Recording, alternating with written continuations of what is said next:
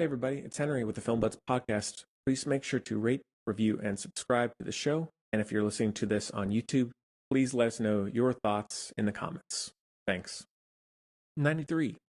Let's get to Operation Fortune Ruse de Guerre. Such an odd title. It's directed by Guy Ritchie. It was one of two movies that he did last year, and I'm going to be doing The Covenant sometime soon. It stars Jason Statham, Aubrey Plaza, Carrie Elwes, Hugh Grant, Josh Hartnett, Bugsy Malone, and a few others. And the synopsis is Special Agent Orson Fortune and his team of operatives recruit one of Hollywood's biggest movie stars to help them on an undercover mission when the sale of a deadly new weapon technology threatens to disrupt the world order. So, to be frank, I didn't even know this movie existed, I think, until a couple months ago. I didn't realize I just discovered it on Letterboxd.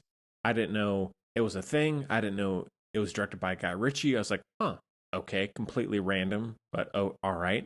And I heard mixed things about it. I like Guy Ritchie a lot. We did a Guy Ritchie bonus show, which you can check out, and we've covered most of his movies over the years. And I know he has a new movie out right now, which I'm very excited to see. I knew it was a spy, like special agent sort of movie, but that was about it. I didn't know much else besides the cast. And as I talked about recently with The Beekeeper, Jason Statham has started to grow in me over the years. And I think, as I said on that episode, I typically prefer him in non-franchise films like The Beekeeper, this one, some other Guy Ritchie films. Like, I think when he cares and when he's in something that's not just one big action piece or a big franchise, I think he has more to do. He has more range. I think he has good comedic timing. Like, I really enjoy him as a lead man. And I think he and Guy Ritchie have a very good simpatico of sorts. And so, anyways, long story short, overall, I actually liked the movie a decent bit. I don't think it's amazing. I know some people are kind of hating on it a lot, and I don't really get that. I appreciate more than anything that it's like a fairly original story. It's nothing crazy new in the world of spy movies, but what it does, or what it sets out to do, it does pretty well. Like, I thought one thing I love with Guy Ritchie films is the dialogue. He has a great ability for quick, off the cuff, fun British humor, and I love that. I think he has such a good energy in his momentum, his pacing, and the flow of scenes and how characters speak to one another. I love that, and I think this movie is a great showcase for that. It's very funny. I think even just the dynamics of these characters, where, I mean, they're all new. They develop them decently well. I think everyone has a very good chemistry. I think Aubrey Plaza is awesome in this. I love her in general. I love Parks and Rec, and I've been a fan of hers ever since. I think she's great in this. Jason Statham and her are great. Josh Hartnett is a very fun presence. And I think Hugh Grant, maybe it's because of his work with Guy Ritchie over the years now, but I think he is in the best, most enjoyable part of his career. I think the roles that he's picking are so enjoyably, like, maniacal and evil and criminal, I guess, in a way, but there's still so much fun to be had, where he went for so long being, I guess, the romantic lead, and now he's just seems to be having fun. And even something like Wonka, I think he is such a delight, for lack of a better term. These last few years, I've loved everything he's been in. I think he's great in this. And so really the cast, I think, makes the movie.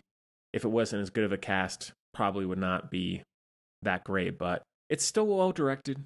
I think it looks good. The action is nothing amazing, but it's good, solid, beat 'em up action and gunfights, something Guy Ritchie does very well. The overall plot, I think, is at least intriguing. Like, it's not reinventing the genre plot-wise, but it still plays within the confines of the genre really well, and a lot better than a lot of recent action spy special agent movies have. So that's something I really appreciate. It's not too long. It's, I think, under 2 hours. The third act maybe goes on a little long, and I think the last few minutes are a bit clunky, like how things are resolved. I'm like, oh, okay, so it's over? Like, there are certain characters and things that are left kind of ambiguously. I'm like, okay, so I guess we're just not going to go back to that. So I think the final few minutes are probably the weakest part of the movie, but not a big deal. It's not horrible. I just thought, I was like, huh, it's over now. All right. And so otherwise, I think I was very pleasantly surprised. If you like anything in this vein, I would check it out. I think the title is sort of off-putting. I was thinking like Operation Fortune Ruse de Guerre. Like, I don't know. Like, I think in some ways I like that because it's just so out there and random. But considering this is at least a decent big budget film and it has a big cast, a big director, I'm like, I feel like they could have done something, maybe just kept it as Operation Fortune or something, because Ruse de Guerre means nothing to anyone.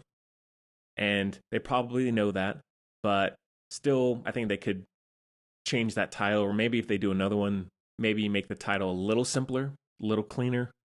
But it is what it is. I kind of still like it. It's kind of goofy, so whatever. So that one is a heavy 3.5 out of 5.